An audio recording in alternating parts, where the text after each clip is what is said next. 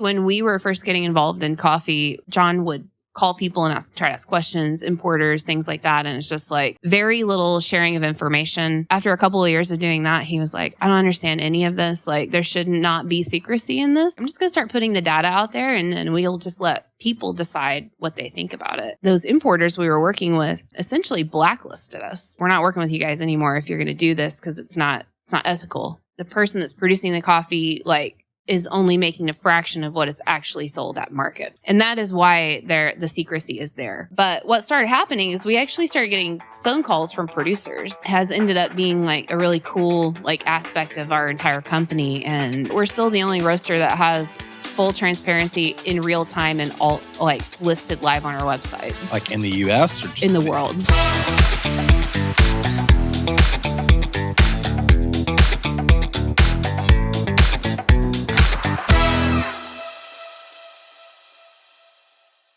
Well, good morning, everybody. We're here on the NWA Founders podcast. You got myself, Cameron Clark, and then Nick Beyer, where we interview founders, builders, and owners who are driving the growth here in Northwest Arkansas. And this morning, an incredible, awesome guest, Andrea Allen. And good morning, Andrea.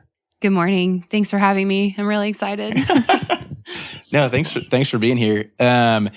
So before we kind of dive into everything, why don't you give the 30-second overview of what Onyx Coffee is? That's why we're here. We're here because you and John started Onyx, and we're actually sitting in your creative studio. That's what you call it, correct? Yeah. Here in downtown Rogers, which is an awesome space. If you're not watching over video, it's really cool. Thanks. Give a little overview of Onyx. What are the different?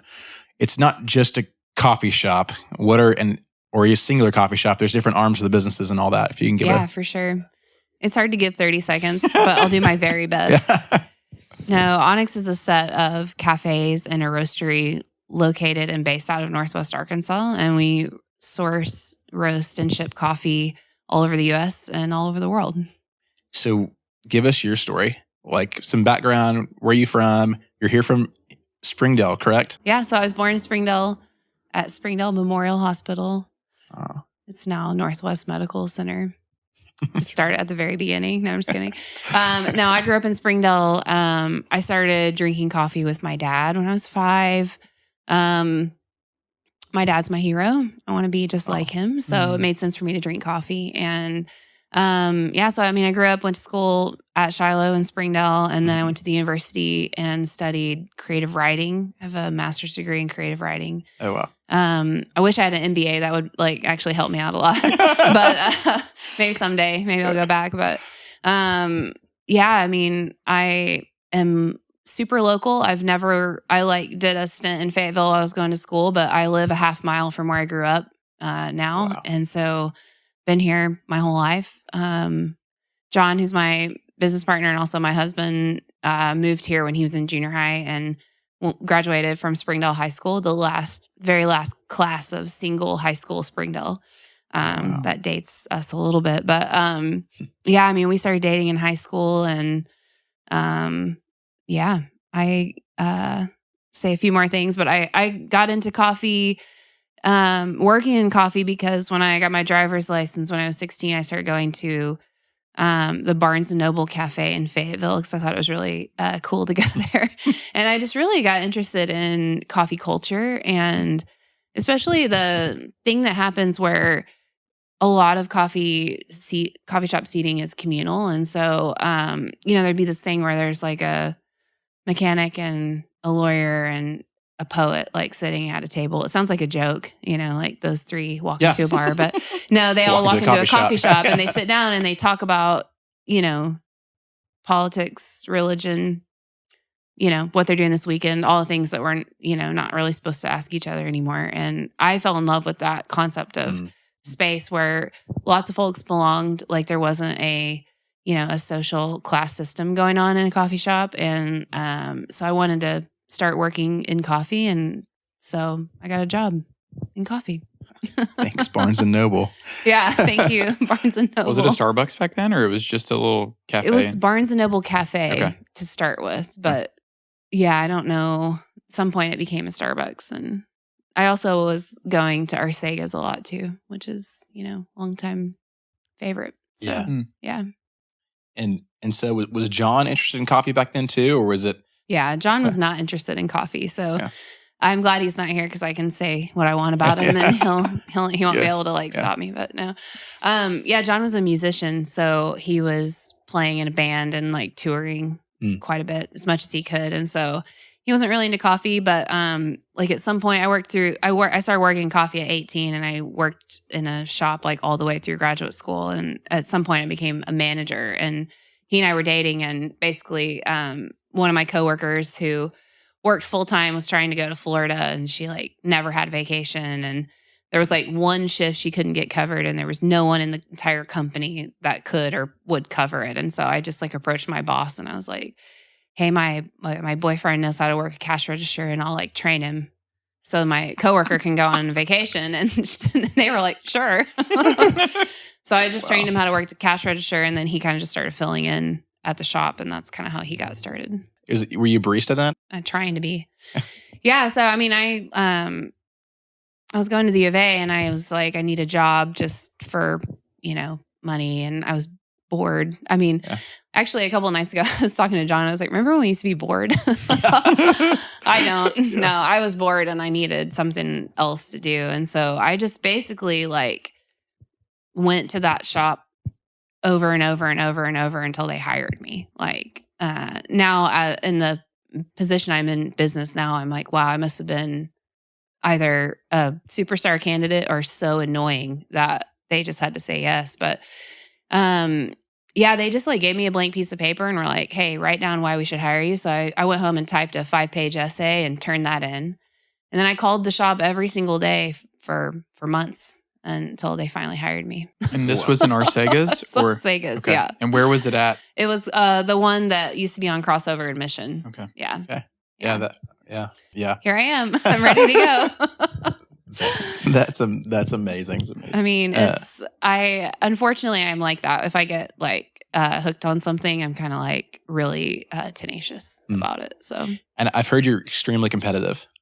Yes, I am. Absolutely. Yeah. So it's play card games with me only at your own risk. Yeah. So yeah. It's dangerous. Yeah, it is. Not necessarily because I'm going to win, but because I'm going to be very serious about it. So yeah. So you started at Arcega's when you're 18. What year is that? When is this? Oh my gosh, do I have to say? You don't. It's 2002. 2002. Yeah. Okay. Mm-hmm. And then you stay in coffee. I mean, until today, you haven't done anything else. This has been very done nothing else. Direct focused. Yeah. No, I mean, I would work seasonal jobs. So, I worked at clothing stores, and I did worked events and did some serving and, some things like that. I'd work at the shop, over Christmas break, I'd work every day at the shop in the morning and then work just side hustle jobs at night to just make extra money and stuff like that. So, but yeah, I mean, I was mostly going to school, and then, when I graduated from the U of A, I was trying to go to get my MFA, and I just didn't get into any of the schools that I had applied to. And so which was not my plan. I think my original plan was that I wanted to be a writer. Yeah. And so I was like, well, I'm going to have a gap year. So I just, in my way, approached the Arcega's and was like, hey, I don't have anything to do, and I would love to just run this shop I'm working at, and I could just do it for a year, and got lots of ideas. And so I basically just forced my way into being the manager of that location.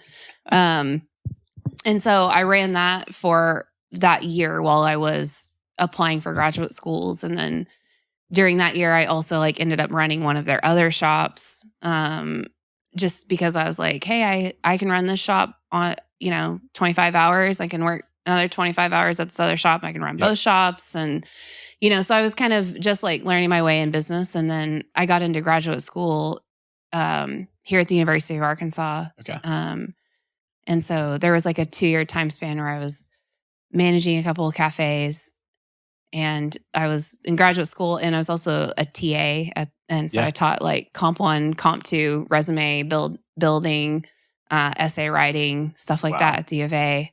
And that was like 07, 08 Mhm. time frame. And then in 2009, John and I purchased 2 of the shops, our Sega shops, from them. And that's like how we got into like business. Did the world fall apart before or after you bought the 2 shops? Right before. Yeah. Yeah. Yeah. So the closing was like in May of 09. Mm-hmm. And so, yeah, it was happening during like, I think fall of 08 and then spring of 09. Yeah. Which made it really hard to get a loan. So Can't imagine. Yeah. my dad, again, is my hero, but he went and took out a loan and they put like their house up as the collateral for the loan and then turned around and loaned it to me and John, and we were golden. So let's go. I know. Talk about like pressure. No, I'm just kidding.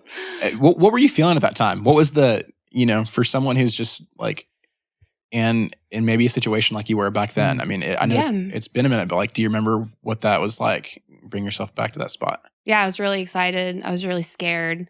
Like the first day after, like, it happened like end of the business day, this day, and the next day I like dressed up and went into the shop on Greg Street, and literally for the first hour, like one person came in, which was very abnormal. And like, it wasn't like news really, So, but in my mind, I was like, oh my gosh, everyone heard about this last night and they don't want to come here anymore, which is a very erroneous sort of thought to be having. But yeah, I was like freaking out. And one of the people working with me there, her name is Liz. She was like, hey, we're fine. We don't need you here. Go do something else.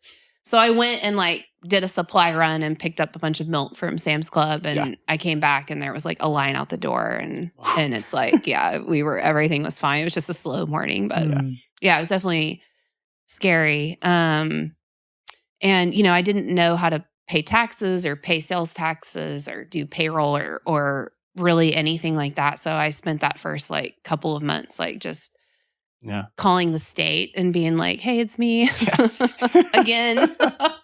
Just trying to file my sales tax, Am I doing this right? Right. But, QuickBooks plus phone calls to the state equals success. So yeah. And then she figured it out. I was golden. So it was good.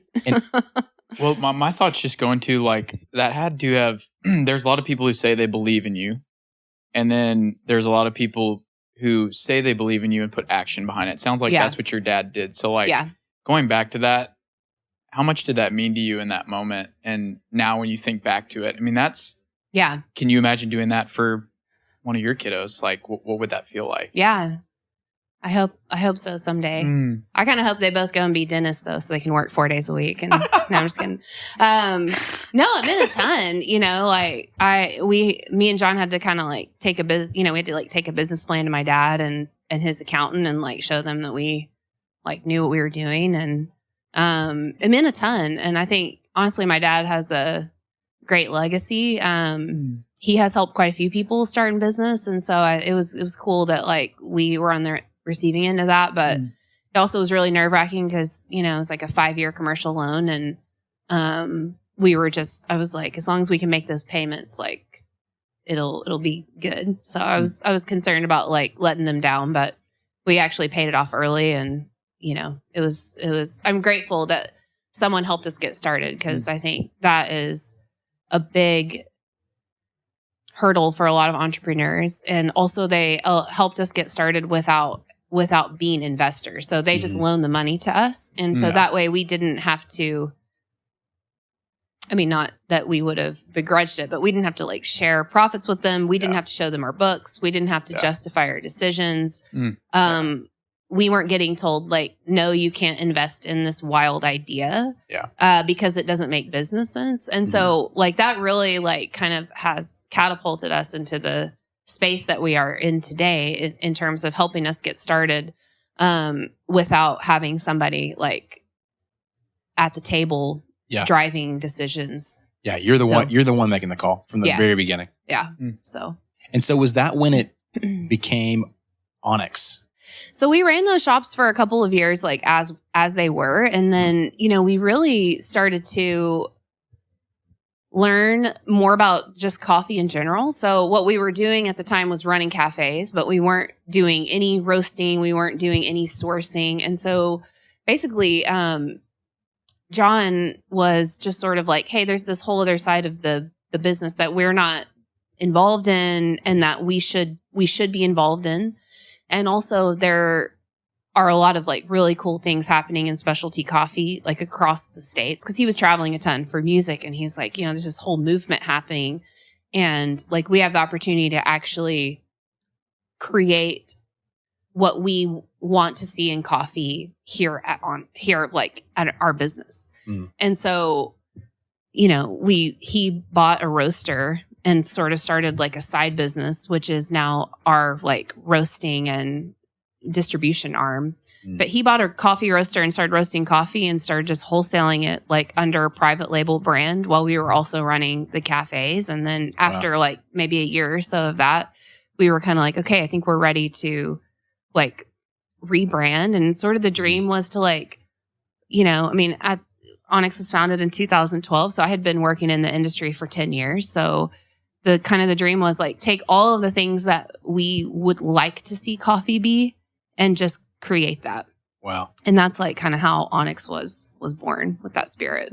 The name Onyx, like, where did it come from? So Onyx is like technically a transparent stone. And so one of the core pillars of our company is transparency. And that is sort of definitely evidenced by, what you see on our retail coffee boxes and also on our website. Like you can see every coffee we have, who we bought it from, what we paid for it, how we got it into the country, what we paid those people to do that, what the commodity price of coffee was trading for at the time, what the fair trade price at the time, what we scored it. So we show all of that in like an open transparency model. And so, that model wasn't there yet, but I think kind of the spirit was there at the time. Why? Where did that, like, is that, why did you do that?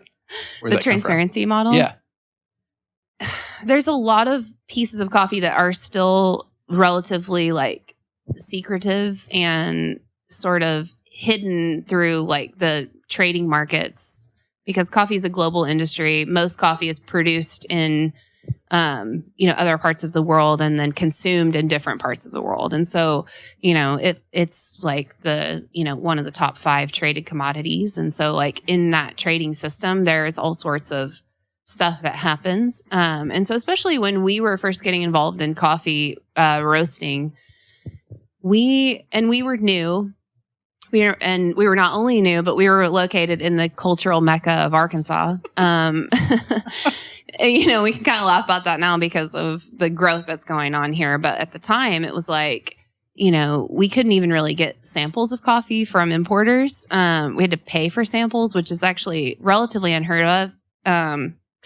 And there was, and we are almost completely self-taught in coffee. And so, John would call people and try to ask questions, importers, things like that. And it's just like very little sharing of information. Yeah. Very little sharing of like teaching of like how to roast or how to buy or what should coffee cost. Like there's still quite a bit of that going on. And so John just sort of started traveling to coffee producing countries and like talking to producers and talking to the importers that would work with us. And so after a couple of years of doing that, he was like, I don't understand any of this. Like there should not be secrecy in this. And so, so he, really just sort of decided that he's like, I'm just going to start publishing all of this data. And like, one of the great things about data is that data is not an ethical statement or moral judgment or an opinion. Data is just data. And so he was like, I'm just going to start putting the data out there and then we'll just let people decide what they think about it. And it was actually a pretty nerve-wracking moment because, this actually happened yesterday at the shop. I was explaining it to a customer in the shop because it's printed on our packaging. And they're like, okay, so you pay $10 for all of this and then I pay $19. And I'm like, yep, that's how it works. Yeah. Like, all right, but we were concerned that our customers, like our coffee consumers, would not understand that, right? Like that they would be like, oh, you only paid $4 a pound or $7 a pound for this coffee green and you're selling it to me for 20. That's not right. Yeah. But actually what happened was the opposite, was that those importers we were working with essentially blacklisted us. So we were the people that would work with us, there was only one importer, Royal New York is their name. We still work with them. We love them. But all the other importers were like, we're not working with you guys anymore if you're going to do this, because it's not ethical to do this. And just to be clear, an importer is the same as a producer, or they're different? No, they're different. Okay. So they can be the same, but traditionally a producer works in a coffee growing area and grows coffee and then sells coffee to a cooperative or a local buyer or an importer or exporter who turn around and like take the coffee to market. So it's a raw product that comes up on the green market and then is sold to buyers on the other side. So, the disjunction there is that it isn't the person that's producing the coffee like is only making a fraction of what is actually sold at market. And that is why the secrecy is there, or was there on the importing side, is because there's an advantage to,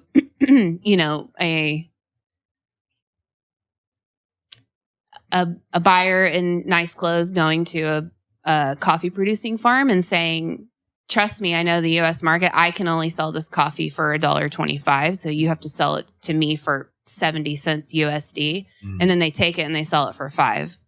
Now, obviously, markups exist in business. Every business like operates in that sort of like, modality. But, the person with the disadvantage in the supply chain is always the coffee producer. And so, the importers were upset with us because they were like, people don't understand the industry or the supply chain. And so if you show them this, it will disrupt. And we were like, well, here we are. We're doing it anyways. Nailed it. So for about 6 months, it was really hard to buy coffee. But what started happening is we actually started getting phone calls from producers. So one of the great like changes in the supply chain is that producers now have smartphones, and social media sort of like really coming onto the scene in 2010. And then we made this change in like 2014. So producers actually have a device that has data that, they're in rural, wherever they're at. But they can like connect through data and look at our website. And are they speaking English when they call you? Like, because they're all over different countries. Not always. Okay. Yeah. Translators, translator devices. But they started like contacting us and being like, did you actually pay $6 a pound for this? We're like, yeah. And they're like, okay, because I have a similar quality coffee and my trader told me it was only worth this. This is really great news. Life-changing news.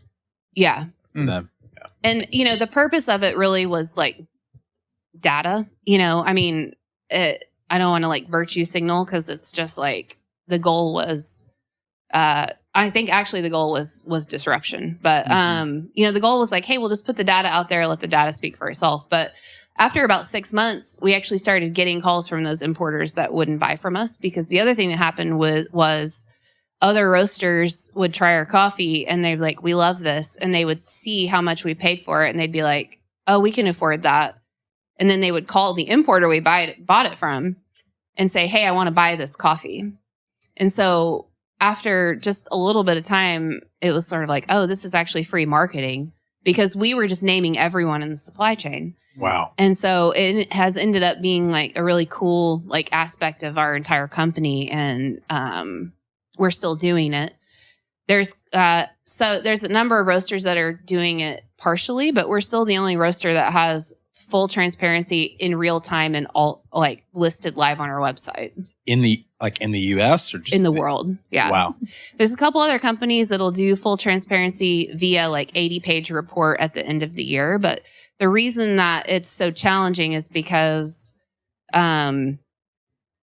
most people are proud of the best things that they do in a business and not necessarily all the things that they do. And our stance is like, we're going to put all of it out there, and we have high standards, and we pay what we believe is like what coffee is worth for all coffees. We don't buy trash coffees and try to sneak it into blends. And that's kind of standard practice. No shade on any other roaster, but that's how our industry has been built. And so we don't do that. And so therefore we are proud to like display all of our numbers all the time. And, we're hopeful that other people will adopt it at some point. So we want to go into kind of y'all building the business and whatnot. Before we kind of go and dive in there, you talk about maybe how you and John did this together. Like, what were y'all both kind of tackling this everything, or did you have your focus? He have his? How did that play out, or how has it played out? Yeah, for sure. Well, I mean, we learned pretty quickly that, I'm like very operationally based, like, functionality, details, management, and he's very like vision focused, innovative, driving like decisions. And it's actually a pretty even balance. And even like back when we were, just starting the business, like I personally can't actually visualize things. I'm a very like, I have to see it in person. So even like the thought of like a new shop coming into space, it's like, I have to like have a rendering and all this sort of stuff. And John can actually like physically like, or, visualize and see how something should look, how it should feel, what the colors are, like all this sort of stuff. So as we started like building and growing, and, we're a relatively slow growing company. We've been Onyx since 2012, and we have 4 brick and mortar locations. Like we're not exactly busting at the seams in terms of, growth, but, he really like drove all of that sort of innovation and ideas. And then he also like, fixed everything for a long time. Like, but we have really different skills. And so we kind of stay in our lane as much as we can. So yeah, one thing we want to do is kind of walk people through and you've already done an amazing job of sharing like what some of those early days were like, some of the middle part of y'all building the business together, and then kind of bringing us up to speed with where we are now. So going back 2009, y'all buy 2 locations, Crossover Mission and Greg. Yes. Yeah. Okay. And that time y'all operated under the old name Arcegas, which is what they were when y'all acquired them? Yes. Yeah. Okay. Yeah. And y'all did that for 5-ish years? So we purchased those in 2009, and then we did it for 3 years, and then we rebranded as Onyx in 2012. 2012. Yeah. And so at 2012, y'all had kind of started, had y'all bought the roastery yet? Yes. Yeah. So the roastery started in 2010. And so when you were first operating those 2 businesses, you were just buying beans wholesale. Right. And would you say that's the common way if you're starting a coffee shop, or if you operate a coffee shop? You say 90% of coffee shops in the U.S. operate by buying wholesale beans. Is that? Depends on the time. So at the time, most people were buying wholesale, like from larger roasters. And so that was like kind of the way that folks were doing business then. There's actually kind of been a full circle thing where in the later 2010s, like many shops started roasting. So you saw a lot more like smaller micro roasters coming around. Micro just means small roaster, obviously. But, people that were like, oh, look, roasting is cool. You can like, technically you can have like a lower bottom line sort of, and you have your own branding and, all this sort of stuff. But now it's actually kind of going back the opposite way post-pandemic, where there's actually less people roasting and more people buying wholesale. But I mean, I would say, I don't actually know a percentage, but I would say like 60% plus shops in the US right now buy wholesale from someone. Majority, yes. Yeah. Okay. Yeah. Okay. And so y'all were kind of early. It sounds like you were a little bit early on the roastery piece, and that was something John just did some research on. Was that in Northwest Arkansas when y'all bought that? Yeah, just a roastery for sale, or did he approach them and? We just bought a machine and leased a warehouse and hooked that puppy up. started roasting. Here we go. And so for people who are listening who don't even know what roasting, what you mean when you say roasting, can you explain that? Absolutely. So coffee starts as a plant, and it's there's cherry, and inside the cherry is a bean. And so that bean, like the cherries are picked, and it goes through what's called processing, which is just how does coffee go from being a cherry to being a stable green bean that can be shipped across the world and stored dry anywhere. And so roasting is where you take that green bean and you put it in a machine. And there's lots of different styles and methodologies behind this, but you put it in a machine and you heat it up over time, and it roasts it, and it goes from green to being brown, dark brown, black. There's actually an official sort of color scale called Agtron. But yeah, you roast it, and then that's what you see as like a coffee bean. So it definitely can be, it's less confusing, I think, than it used to be, because people, as coffee has risen in like popularity over the last like 20 years, people are more familiar with it, but coffee is not really commercially produced in the States. So whereas like y'all are probably familiar with corn or cotton or rice, or, you've at least seen it, whether you farmed it or not, but the process of like how it works. Coffee, because it's produced somewhere else, it can be kind of like, oh, it's a bag on the shelf, or it's like a liquid in a cup. But yeah, it's a agricultural, worldwide, greatest industry in the world. So we'll call it early 2010s. You're operating those two shops. John's really diving into this roastery, doing research. Are y'all like playing? I mean, is that you're playing? Because I assume roasting, part of the flavor is the actual beans that you buy, and then the roasting process. Is that okay?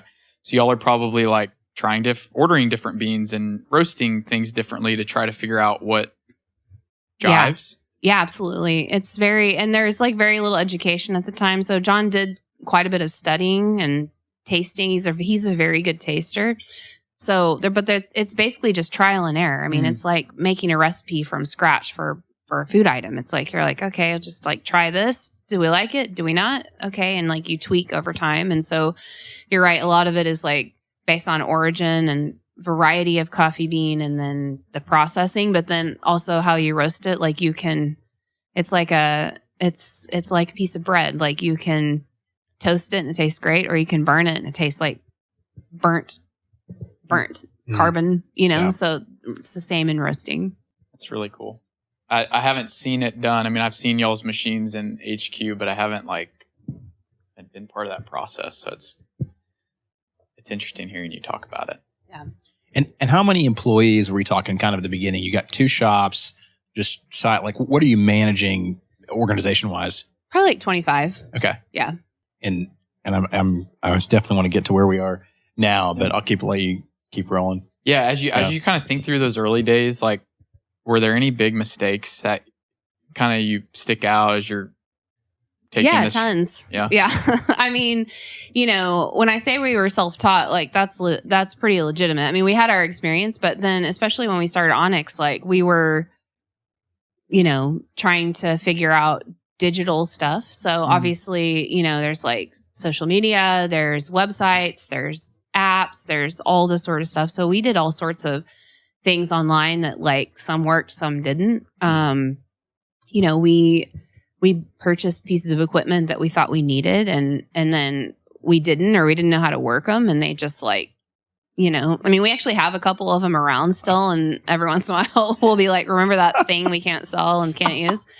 And then in the coffee buying space, I mean, it's like, especially because we were committed to paying producers directly. So like even back then, when we would contract a coffee, like we would wire money to a foreign bank account and then just like cross our fingers that it would come. And that's the risk of buying that way. And so we would receive coffees that we were like, this is not what we bought. Sometimes we wouldn't receive them. I mean, there was like a lot of like kind of costly errors there. And then, even just navigating the business without help help. I mean, we definitely had support of people in the community, but like we didn't have extra funding. I mean, there was definitely a moment early in the days of Onyx that I looked at our bank account and I was like, so we're not going to meet payroll or rent. And so me and John just went into the shops every day and we're like, who wants off? And people were like, all of us. And so we worked separate shops, just us, for like 4 or 5 days in a row at the end of like a payroll period, and like open to close, which at the time was 6:30 to 11 p.m.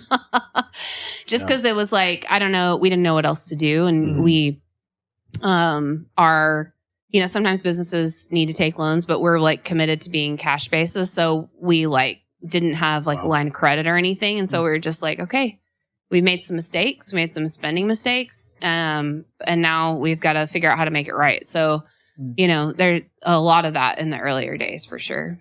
And some now, but you know, honestly, we're not always on point. So yeah. When you hear the word excellence, like Onyx Coffee goes like right with it. And it's costly. Like, yeah, just even those little decisions early on, it's like being excellent it's not trying to necessarily only be profitable. Yeah. It's like, it could be the opposite sometimes. Yeah, for sure. So you've got a couple locations, having some success there. Roastery's growing. Is there some kind of, at least financial, is it growing? Are y'all starting to sell wholesale at this point? Or yeah, so we also had a really hard time getting into wholesale, and that was like our goal was to have our Onyx cafes and then do wholesale. And in 2015, we opened our downtown Bentonville location, and you know, we're trying to grow our wholesale business. And again, like it's, you know, it has been challenging in the past to be from this area and try to be on like the national scene in terms of just. I would cold call cafes all over the country and have great conversations with people. And then I'd be like, amazing, I'm going to send you some samples. Like, what's your address? And, you know, they're like giving me their address. And then they'd be like, wait, where are you guys located at? Like Arkansas. And they're like, oh, you know what? We're good. We thought y'all were in LA or Seattle, but it's okay. And I'm like, no, the samples are free. And they're like, no, it's okay. We're good. Wow. Like, see ya. Wow. So it was like really, you know, hard. I mean, we definitely were like selling coffee around here and like definitely doing sort of like a door-to-door business, kind of like knocking on doors and just being like, hey, like we've got this coffee kind of stuff. And so that's actually when I started getting into being a competitive barista. So in, I think 2012 or 13, John saw the US Coffee Championships happening just like on a live stream.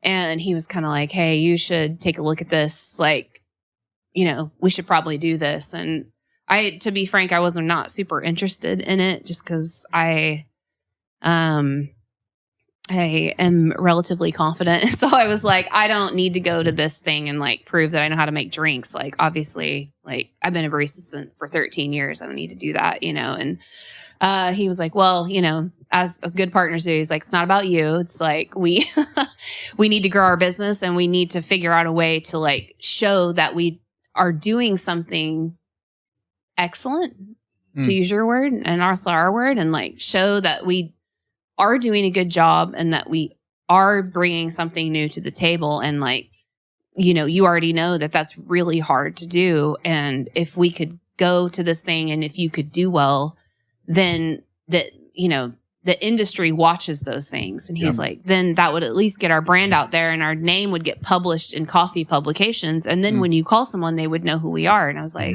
oh yeah, that makes sense. And it's happened. And we probably should have dove in on that at the very beginning, but like 2020 US champion, right? Yeah. And then 2021 world runner up. Runner up. Yeah. I mean, it's amazing. Yeah, just incredible. Like Thanks. Out of Arkansas. Yeah. Right out of Arkansas. Yeah. That's a great, though, like some forethought went into like, hey, there's actually a strategy behind why we're going to do this. And yeah. But it also required a ton of work from you. So yeah, it was a lot of work. I mean, the competition circuit is really competitive. I mean, especially in the time where I was competing, like we had all of the like really big coffee companies putting a ton of like support behind their competitors. And, you know, we also were like new to the space. So just trying to learn things. And like, you know, I don't think the coffee community is way less exclusive than it used to be. But the first couple of competitions I went to, like, no one would even like talk to me. I mean, I'm pretty like cold introduce, like, you know, savvy. And it was like, people were just kind of like, okay, you know, I'm like, no, I'm just trying to say hi, learn your name, you know? So it was really interesting. But also I'm grateful for that whole experience that I had in that realm. And, you know, I also think that a lot of what both myself and other competitors that I sort of came up with were actually trying to do, in that competition space was to talk about like what was great about coffee and also what needed to change. And there's been a ton of change in the industry in the last decade. And like, I think a lot of that is driven by, you know, people that in the coffee industry that want to like plug in and contribute and like want to see things grow. And it's been a cool experience. So at what point, before we move on to like, because kind of what you're talking about is really starting to build that Onyx brand. Yeah.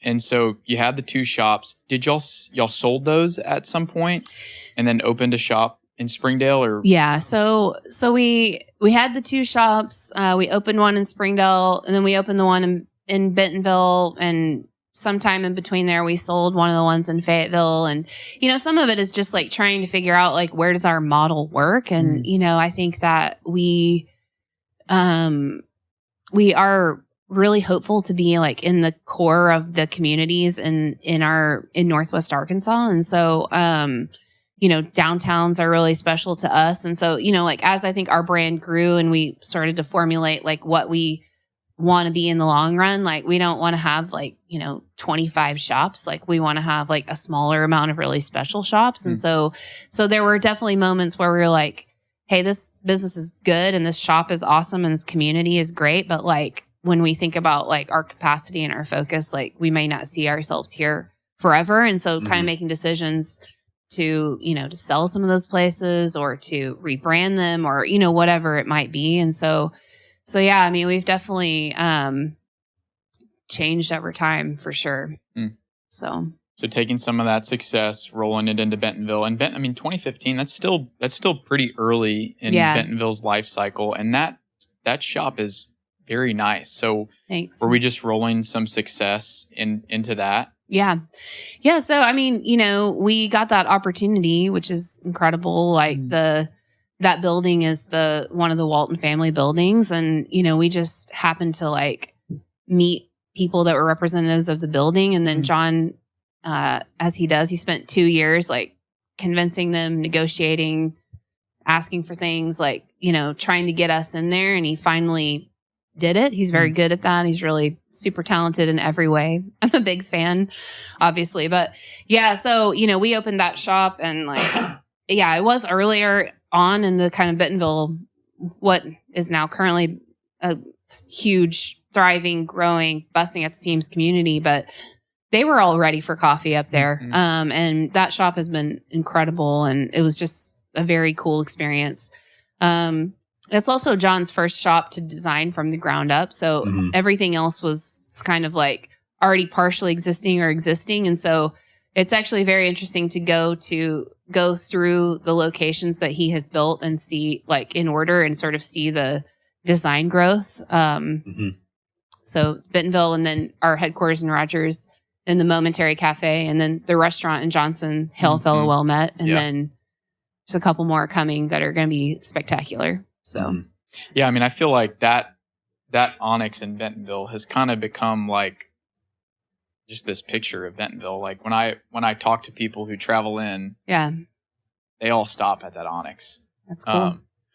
Well, and it's just like I'm you know, part of the poster childs for Northwest Arkansas in cycling, and I really like it. And that's one of the all the racers every week, Tuesday nights, they start at downtown Bentonville and Onyx. That's and cool. It's like, I mean, it's a huge ride. And there are a lot of, I mean, last time I did it, it was like, you know, someone from Connecticut, someone from Oregon. It's like they're just coming here to ride. And it's like, that's the spot they start too, which is just fun. That's cool. Was Greg first before The Springdale location was the first Onyx. Yeah. Okay. Yeah. And yeah, I want to like give a shout out to like all of my various like baristas and teams at the Bentonville location over the years. Yeah. I mean, like, I'm the one getting to sit here today, but like your great experiences that you've had there, like they don't happen without like a whole bunch of people being really committed to like the vision of like providing incredible world-class coffee with kindness and excellence. And like, my team, current team, past teams, like they are really talented and I'm super grateful for them. So, yeah. So when did you feel along the way? When was it like, okay, I think we've got a real brand now. I think we've got like there's real growth and we're our business is moving. When did I still feel like I'm trying to figure it out. So obviously we're in a way different place than we were in the 20 teens. And I've kind of like dogged on Arkansas a little bit in this conversation, but I also want to say that like it was really formative for us to be in a market where there were not very high expectations or like of what coffee should be. And I say high, but there wasn't like the specific idea.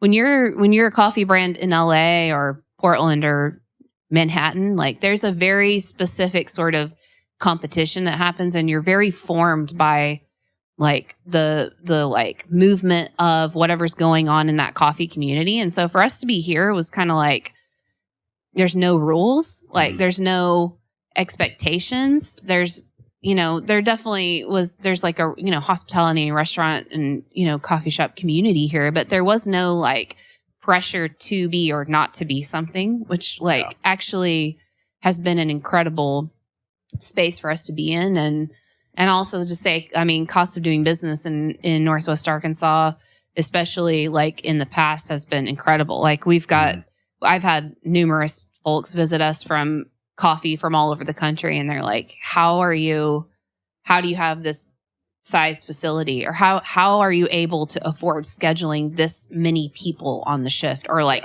how can you buy this coffee or whatever? And it's like, well, when you're paying what we pay for one of our spaces for a 500 square foot like teeny tiny shop in Manhattan, like it's just not the same. And so even though it like I think started as like a hurdle to kind of like get out there and prove ourselves, it actually has been an incredible space to sort of propel us into like whatever kind of momentum we have as a brand right now. But I will say, I think that like when I kind of started to feel like maybe the brand had legs beyond what I had thought it could was probably like towards the tail, like mid, 2021, I'll say that. So, the pandemic was a pretty formative time for everybody, including us. So pre-pandemic, we were like cafes. We had 4 cafes and a wholesale business. And so, when everything kind of like shut down, that's like pretty much cafes across the country, like 40% of our cafes we were selling to closed permanently. And so it was like a real moment of kind of being like, all right, like, what are we gonna do?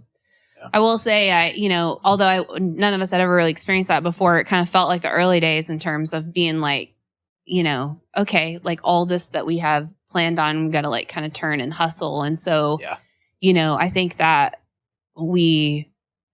I'm grateful that John has a lot of like forethought and vision, because we had been working on a rebrand and a new website for like a year and a half, and it had taken forever.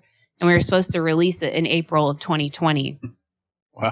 And we had all the packaging and everything here. And when the pandemic happened, we just were like scrambling, trying to figure everything out. And then as that kind of summer of 2020 wore on, and just like so many things going on, we're like, it's just not the right time to be like, hey, check out this new brand, Yeah. But,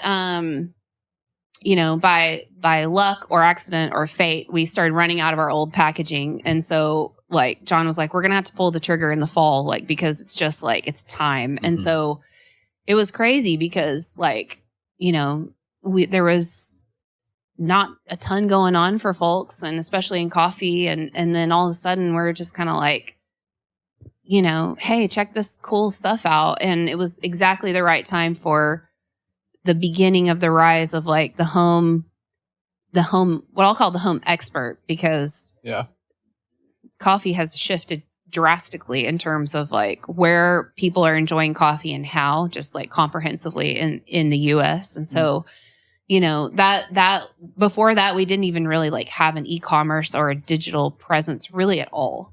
And so we kind of launched that thing into the air in 2020. And I call it the apocalypse. John calls it like, I don't know, something else, but like, you know, we weren't really ready for the like positive reception and like just the amount of orders, frankly, that we got throughout that holiday season. And so it was super challenging. But I think like as we kind of got into 2021 and that started not to just sustain, but to continue to grow, I was kind of like, wow, this is like a whole nother. I mean, at the time, our cafes were still closed to walk up window. And I was like, this is a whole thing that like I'd never even had ever thought of, because to me, coffee had always been this sort of like, I'm making you a drink. Like, I know your name. I saw you last week. Like, you know, kind of thing. And so for coffee to become like, hey, I'm on the other side of the country, I'm on the other side of the world, and I want to ask you how you're brewing it, was just like sort of mind-blowing for me. Yeah.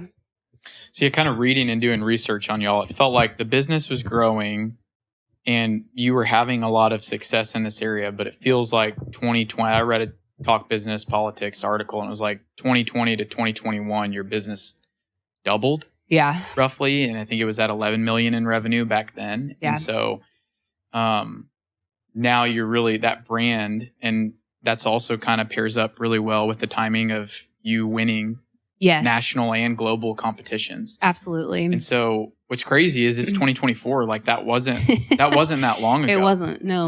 And so I think what's always inspiring about doing these is we're sitting here and it's like, that was just 4 years ago. Not even. Yeah. It's crazy. I mean, you know, I think that when you're trying to start a business or you're trying to run a business, it's like there's a lot of hard work that goes into it. There's a lot of planning and there's a lot of thought, but it also has to, I think, be the right time. You got to be in the right place. I mean, you know, in my coffee career, competitive career, like I placed second 3 times and I placed 5th one time.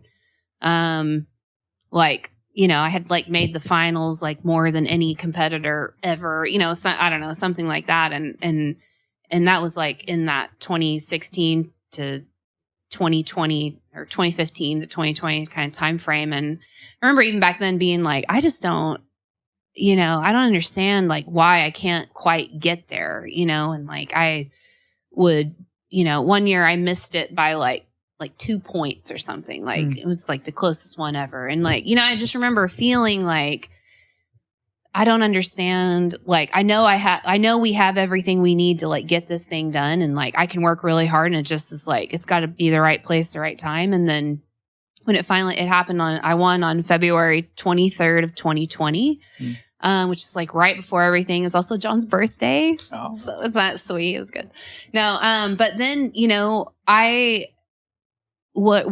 company got so much like interviews and featured on stuff like all through that 2020 year. And then like they didn't even have one in 2021. Like they skipped the season. So I ended up being like the champion for 2 years. I mean, you know, it's just like things where like now when I look back, I'm like, wow, like I could never have planned that, and nor would I have chosen that had I had the option on the front end. But like how grateful I felt to have like been through all those earlier experiences, and then to like have that boost during a time that was so crazy. And, you know, I don't know.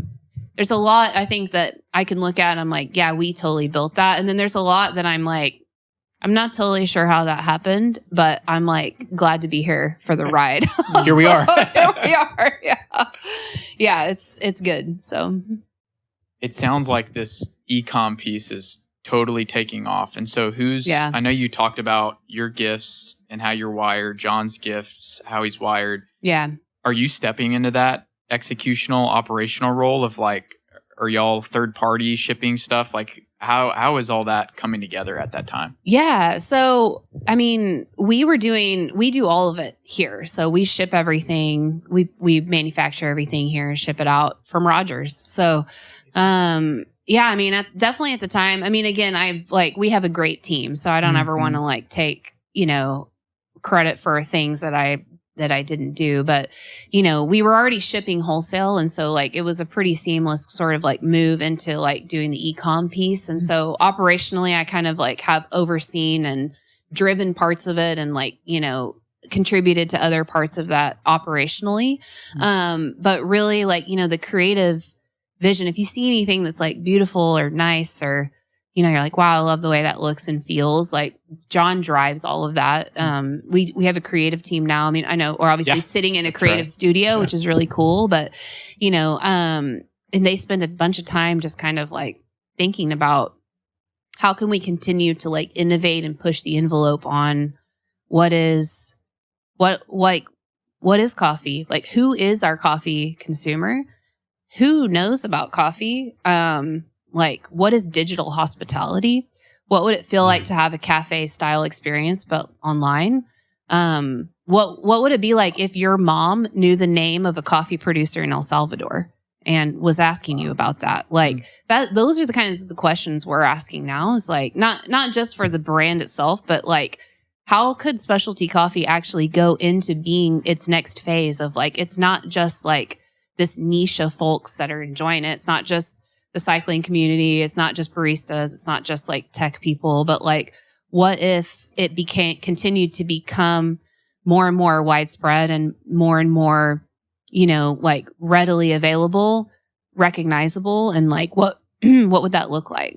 I just think that's super inspirational because there's a quote and it says, "We spend a lot of time working, but we don't spend a lot of time thinking." And it's like, however y'all have done it, you've cleared a way for your team to actually think and not just accomplish work, but think, okay, 5 years, what does this look like? And that's very different, right? You have big brands, big coffee brands all over the US who are like, how do we eke out 5% growth? And you're like, I don't really care about that. I care about where this is at in 5 years. And so it's disruptive was the word you used earlier. And like, I think you're continuing on that path of being disruptive, which is, which is amazing.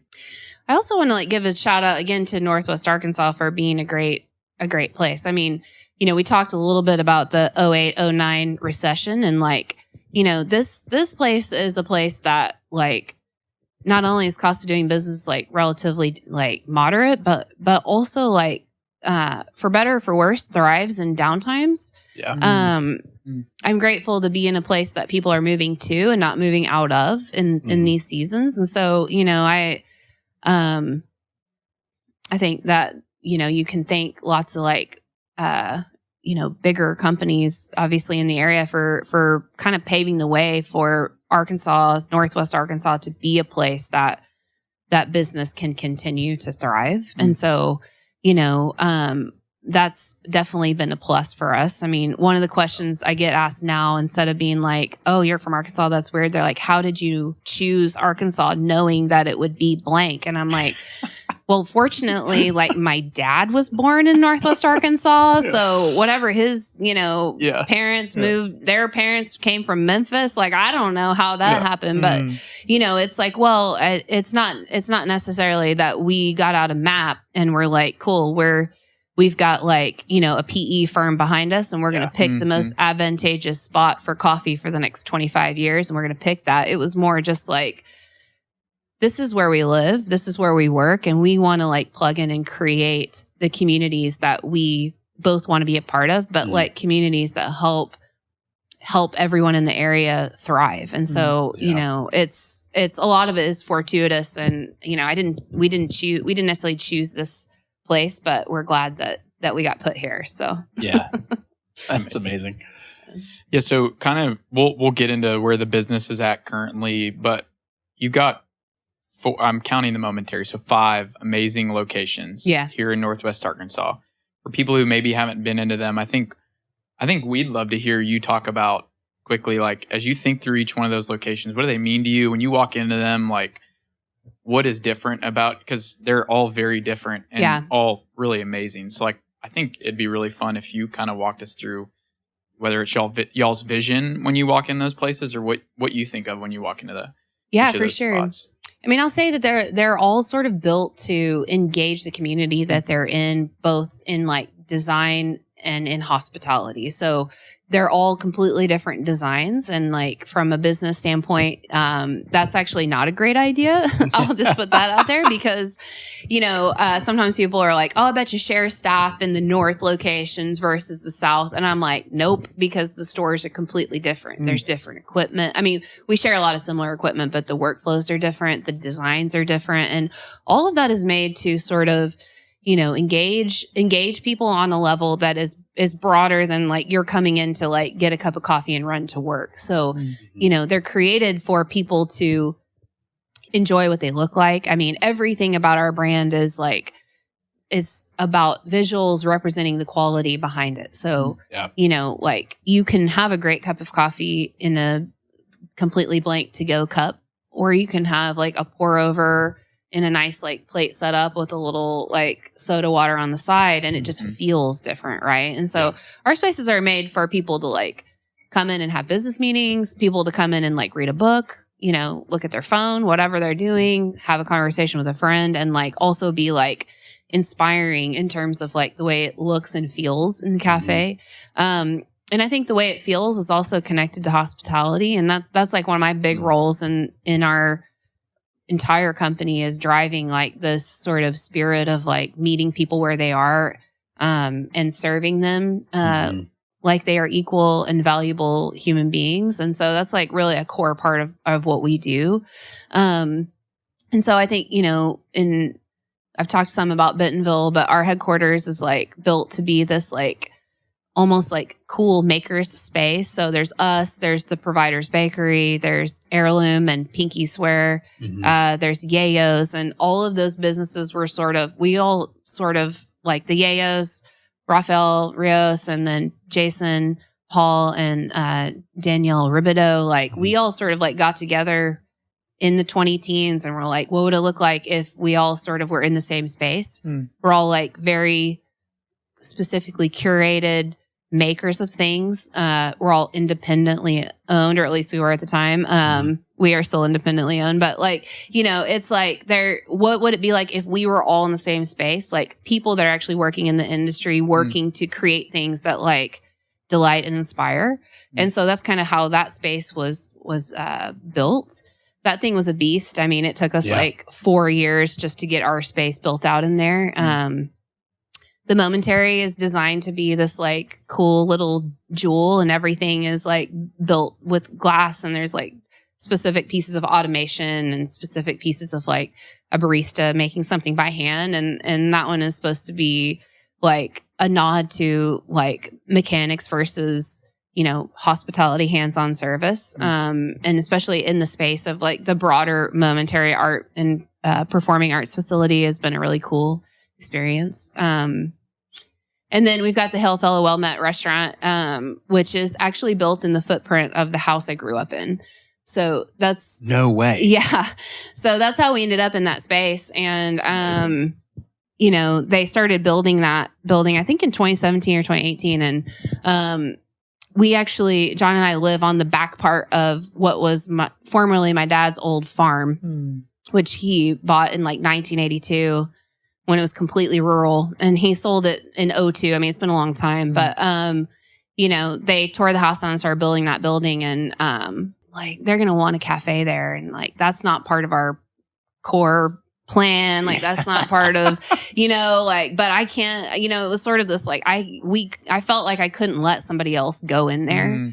And so, but that space we built out during the pandemic, and it just sort of took on a life of its own. And that's how it ended up being its own brand, is it just like turned into something else. But if anyone listening has never been there, it is like a stunningly built space. And John like really knocked it out of the park on that one. It's immaculate. Yeah. It's immaculate. Every detail.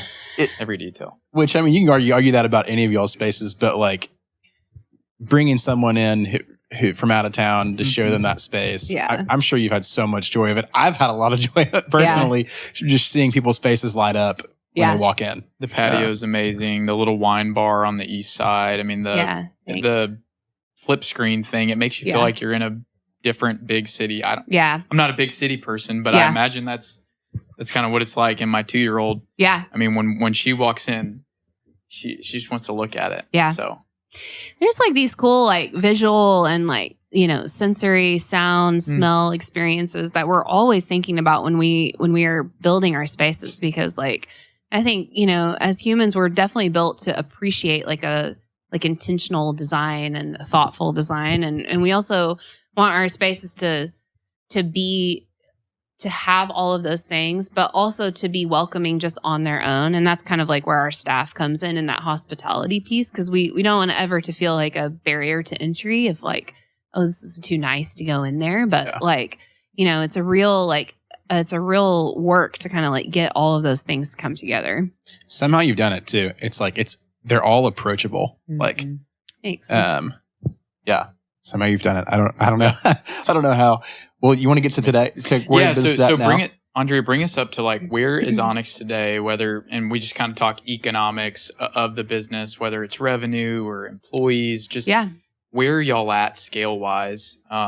Just bring us up to speed. Yeah, so we're still in the 4 Onyx locations and the 1 restaurant that we were in.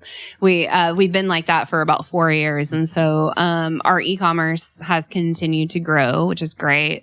We have around 200 team members now, which is awesome. Wow. Yeah. And so we're also in the process of opening a couple of new brick and mortar projects. And I say a couple, I mean, I'm kind of like freaking out because it's been about 4 years since I opened anything, but, and we're not necessarily planning for them to open so close together, but the way construction goes, it's really complicated. But, in the spirit of that sort of sensory sight, sound, smell moment, like we're opening a cafe in downtown Springdale on Emma, which we're super excited about because we haven't had a cafe in Springdale since 2019. And, our heart is in Springdale. We've been trying to do something in downtown Springdale, honestly, since 2012.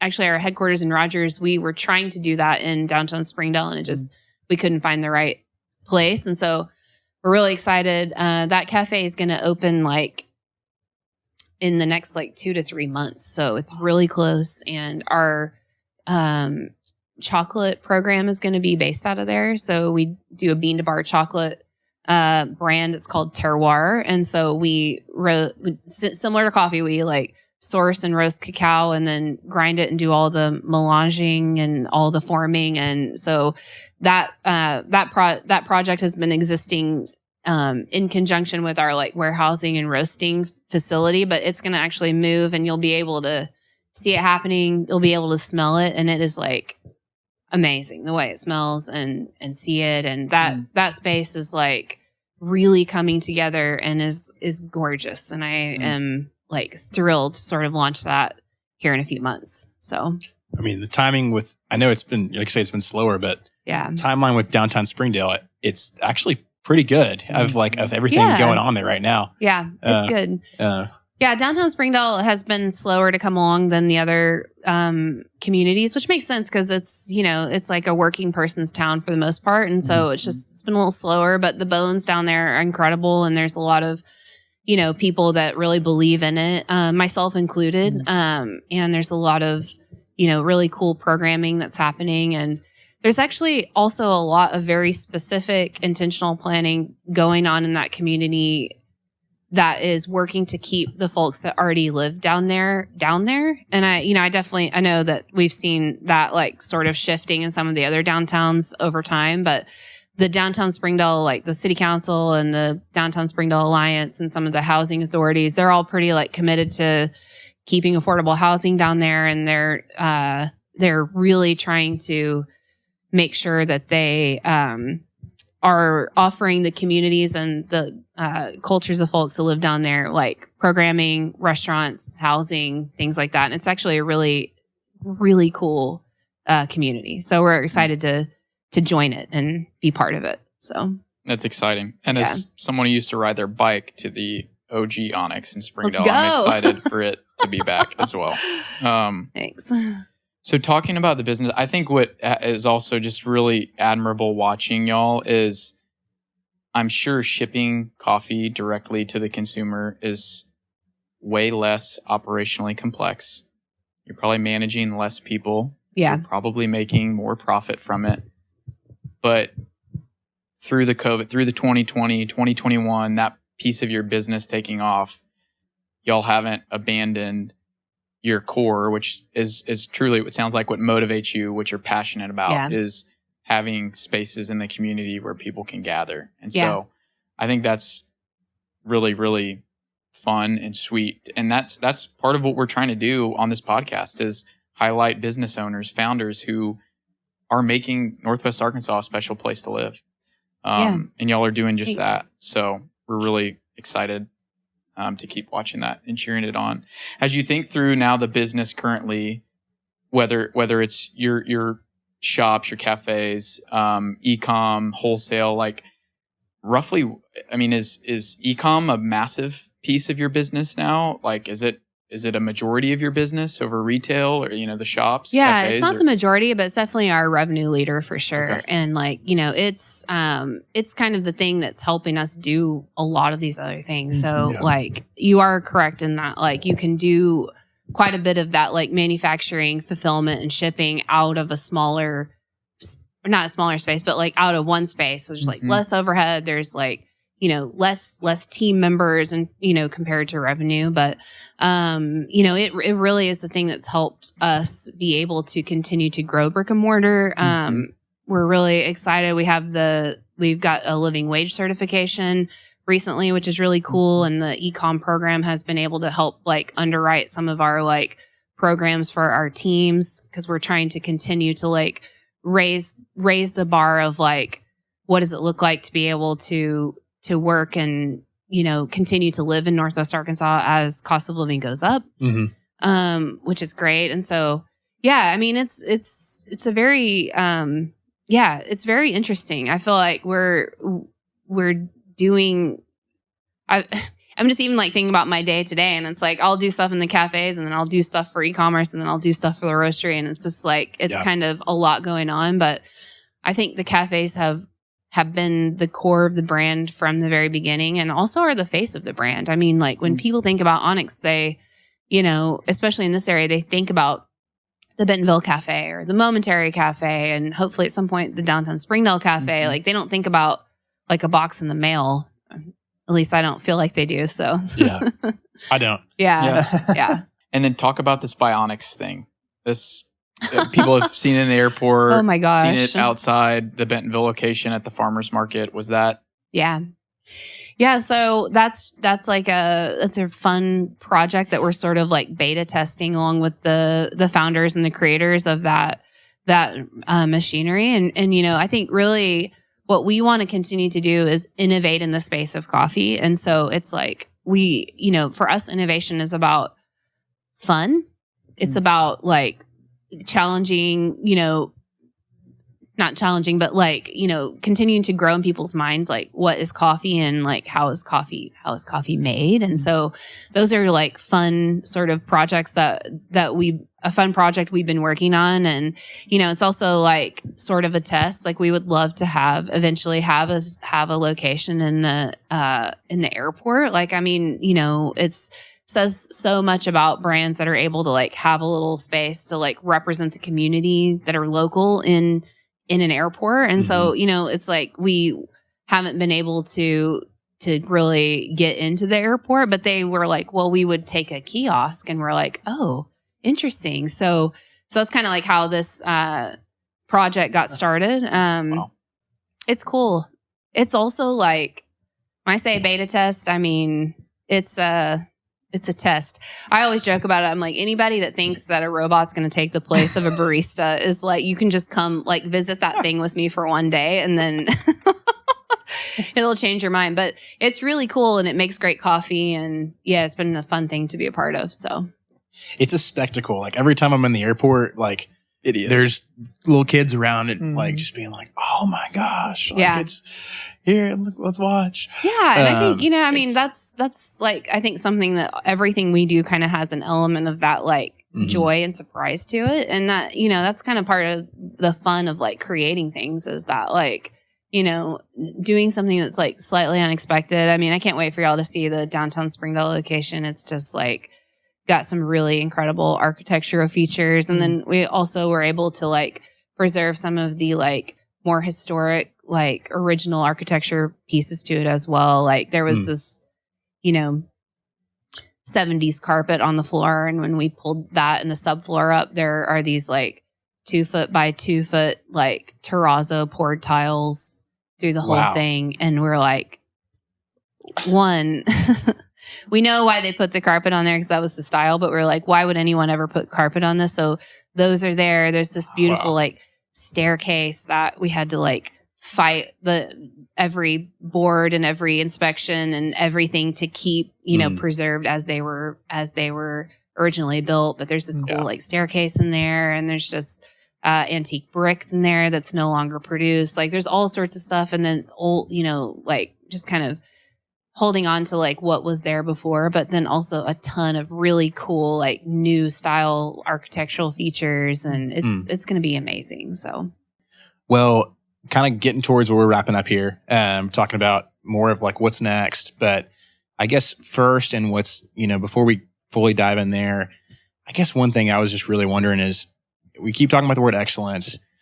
Now you've got 200 people. You've got all of these cafes, all of the different arms of your business. How do you scale excellence? How do you keep it at your core? I mean, I don't know if you call your ethos or whatever. You call the never settle. Like that's. I mean, that just gets me. It gets me so excited. Yeah. Like as just a fan, but like how do you keep that?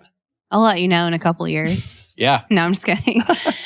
I mean, that's actually something I ask myself every day because, when we were a smaller company, I could actually interact with everybody in the company like on a daily or weekly basis. And like there's that sort of like vision and,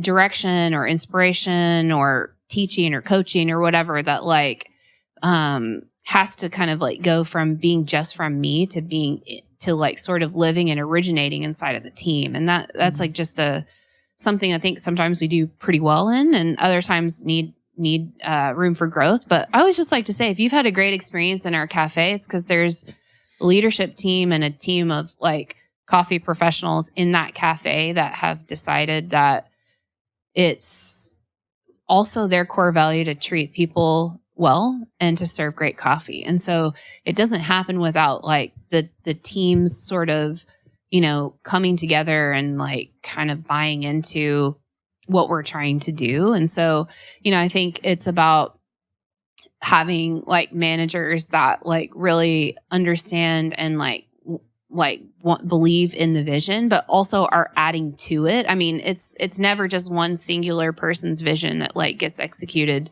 in any company. So it's like a group of people. And I'll just say there's all sorts of stuff that we do that like were not our idea, that like, and there's things that we do that I like actually thought were bad ideas, lots of things, but then it's like through the work of like a collective group of people sort of, contributing and like arguing sometimes and like, really pushing for certain kinds of things. Like we sort of like go back and forth and we kind of end up in these sort of incremental steps forward. And so, I think for me, as we continue to grow, I'm just looking to continue to like pour into our leadership teams and like then pour directly into the people on our teams that I have, opportunity to interact with, and like just keep encouraging people to, to just like carry out the core pillars of the company. And, I always like to encourage my leadership teams. I'm like, hey, everybody that came here and applied, like it's because they see what we're doing and they want to be part of it. And so you just have to like pick up that spirit of like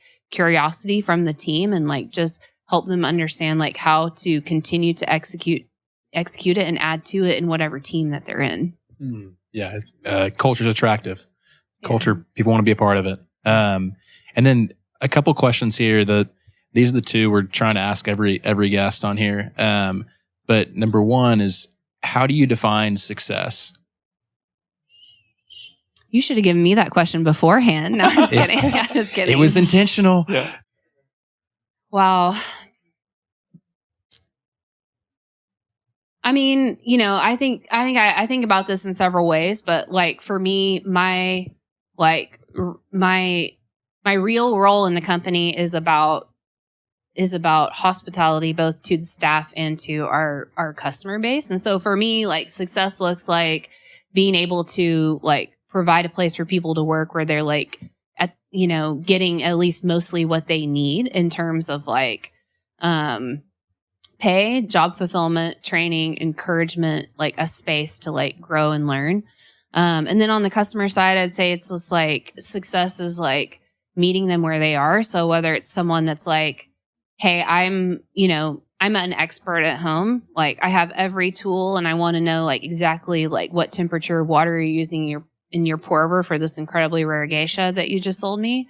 Or whether it's a customer coming in, it's like, I've never been here before. I don't know much about coffee, but somebody told me to come check it out. Like success looks like connecting with those people and getting them like an experience that they feel good about and that they enjoy. And so, I mean, that's kind of like for me, how I try to like define success at work. I mean, it's obviously like the success of like paying our bills, like, that feels successful to be able to like, pay payroll, like pay our rent.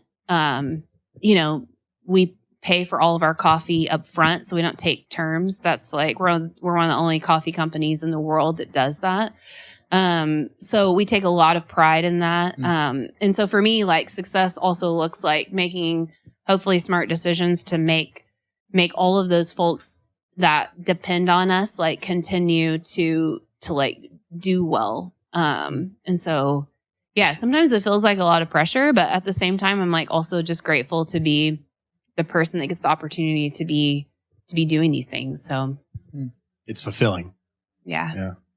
And then back on Northwest Arkansas, Northwest Arkansas Founders, that's what we want to focus on. That's our goal here on the podcast.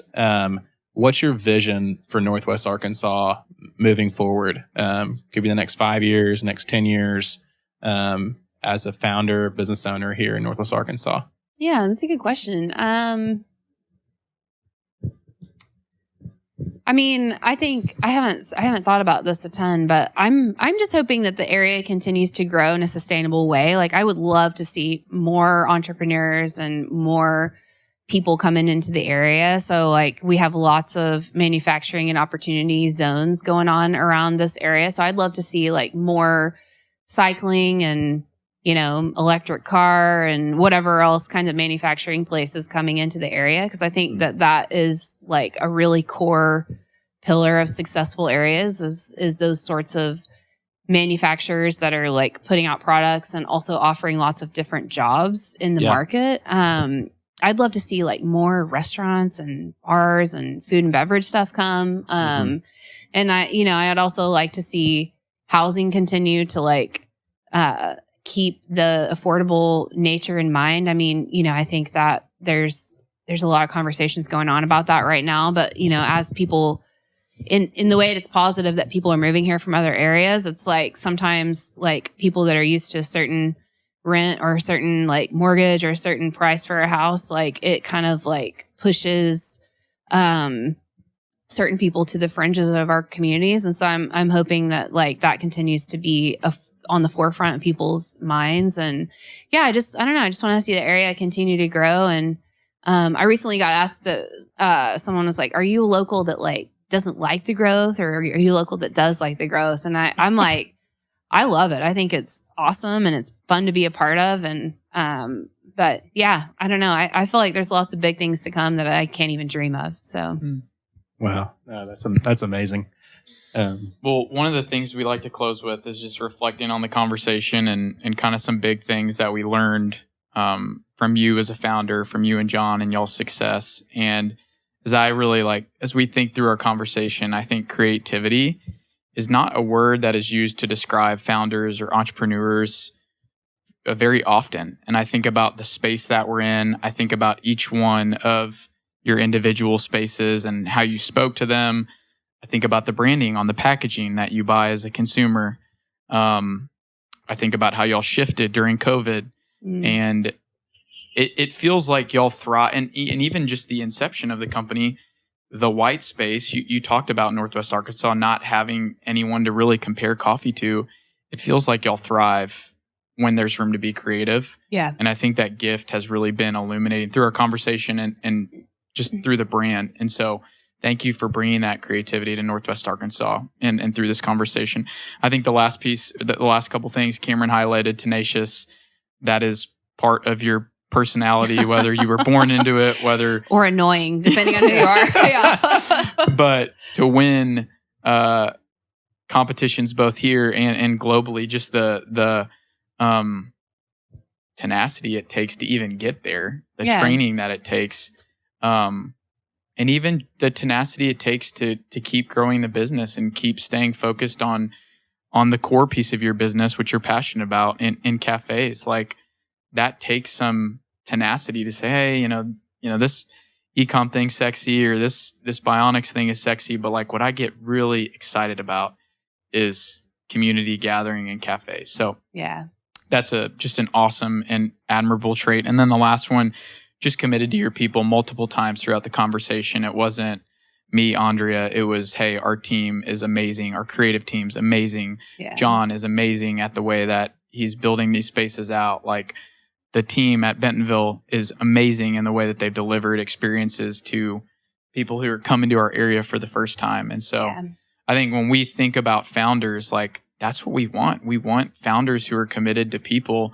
And when we talk about sustainable growth in our area and growth that matters, like that's what we want. Owners and founders who care about the people who work for them. So thanks for doing that. Yeah. Andrea Allen, Onyx Coffee, we're just so thankful to have you on. People want to reach out to you or learn more about Onyx, where can they do that? So we've got our website, just onyxcoffeelab.com.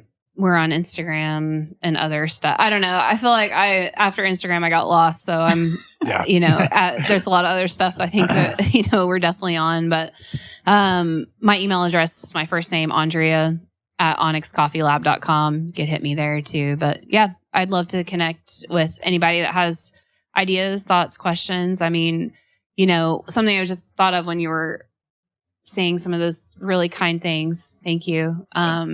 That I feel like I'd be remiss to not add is just, I spend a lot of time like sort of pep talking myself and feeling like, hey, don't be afraid. Like, don't be afraid to like go into a meeting and like have a strong opinion. Don't be afraid to go into a meeting and like listen. Like, don't be afraid to like, open a new cafe. I mean, I think sometimes it's easy to look at something from the outside and be like, wow, this is like completely figured out. Or like, I mean, this is something we've been getting some lately, but people are like, oh yeah, you guys are owned by the Waltons, right? And I'm like, no, like, don't be afraid to self-fund. Like, I mean, not in a reckless way, but it's kind of like, it's okay to like have that sort of trepidation, but still feel like you want to like step out and encourage and like step out to like try to make something. And so, we don't have it all figured out. I've said that a few times too, but like it's always a work in progress. And just want to encourage anybody hearing this that's thinking about founding something or, stepping out into their own business. Like, you're not ever going to fully feel like you have it figured out. So don't be scared to just jump in. Andrea, thank you so much. It's been an absolute pleasure this morning. Really enjoyed it. Me too. Thanks, guys. Thanks.